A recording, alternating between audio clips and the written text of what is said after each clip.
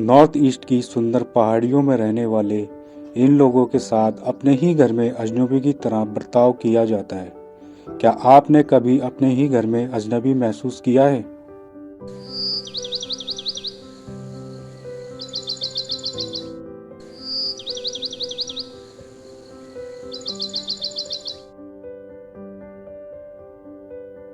तस्वीर में दिखने वाले ये लोग उतने ही भारतीय हैं जितने आप और मैं, लेकिन फिर भी इनके लिए चाइनीज, चिंकी, मोमो, चाउमीन जैसे शब्दों का प्रयोग किया जाता है। यहाँ के लोग जब भारत के बड़े शहरों में पढ़ने, घूमने या फिर नौकरी करने आते हैं, उन्हें ऐसे ही नामों से बुलाया जाता है।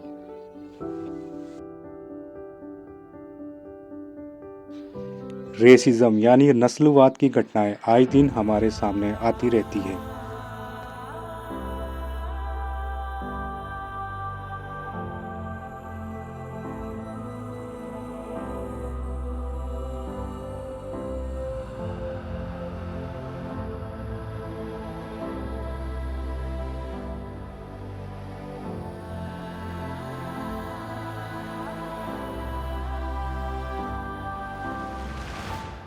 ICSSR की रिपोर्ट के अनुसार देश के 78% लोगों को रेशियल डिस्क्रिमिनेशन सहना पड़ता है, यानी कि सरल शब्दों में कहे तो भेदभाव सहना पड़ता है और अपमानित होना पड़ता है।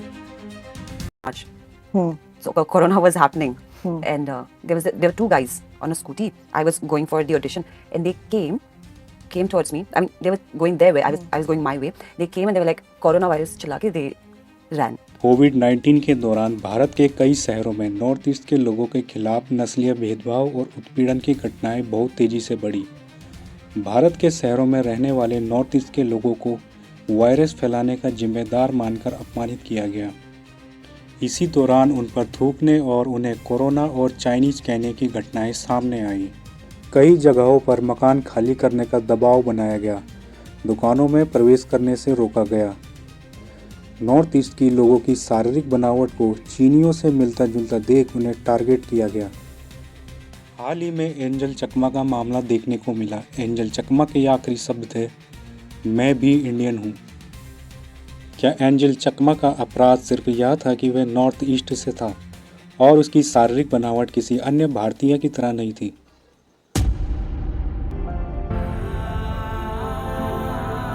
Comments against our northeastern brothers and sisters, calling names like Chinese, Chinky, Momo, which is not really acceptable. So we have to stop this, and together we can do it as one Northeast. इस घटना के कुछ महीनों बाद ही दिल्ली के मालवीय नगर की घटना आप सबने देखी, जिसमें अरुणाचल प्रदेश की 3 लड़कियों पर उनके पड़ोसियों ने नस्ल भेदी टिप्पणियां की, उनके लिए आपत्तिजनक शब्दों का प्रयोग किया।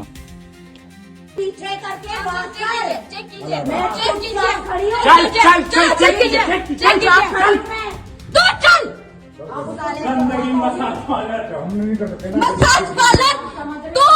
यहाँ में मसाज लेने वाली तरकी बुढ़ा,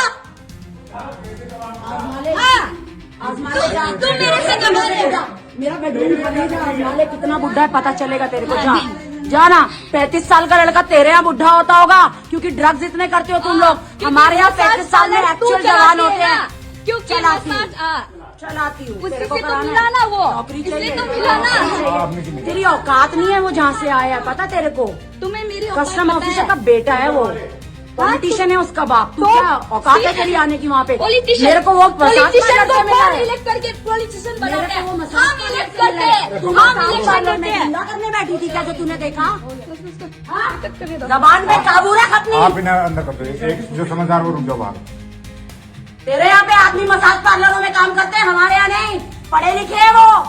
कहाँ के वो मेरे को बोल रही है तेरा आदमी मसाज पार्लर में मिला होगा।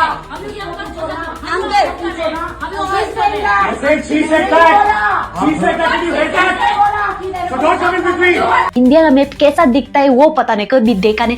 अरे सोशल मीडिया का जमाना है, AI का जमाना है, और अभी तक इंडियन मैप पता नहीं है। उसके बाद नोटिस वालों को चिंकी, Chinese, momo, go back to China, इधर चले जाओ उधर चले जाओ ये बोलते हैं।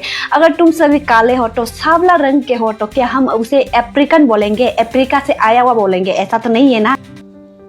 ये घटनाएं बताती हैं कि पूर्वोत्तर के लोग लंबे समय से भारत में नस्लीय पूर्वाग्रहों का सामना कर रहे हैं। भारत के कुछ लोगों, विशेषकर उत्तर भारत के लोगों में नॉर्थ ईस्ट के राज्यों की संस्कृति और लोगों के प्रति अज्ञानता इस भेदभाव का कारण रही है। लोग अक्सर भूल जाते हैं जिस नॉर्थ ईस्ट के लोगों के साथ ऐसा व्यवहार किया जाता है, उसी नॉर्थ ईस्ट के कई खिलाड़ियों ने भारत को अंतर्राष्ट्रीय स्तर पर अनेक पदक जितवाए हैं और खेल जगत में भारत का गौरव बढ़ाया है।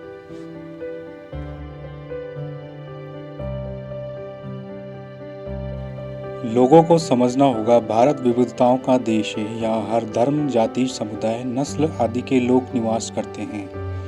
इसी विविधता को ध्यान में रखकर संविधान निर्माताओं ने संविधान में आर्टिकल 15 का प्रावधान भी किया।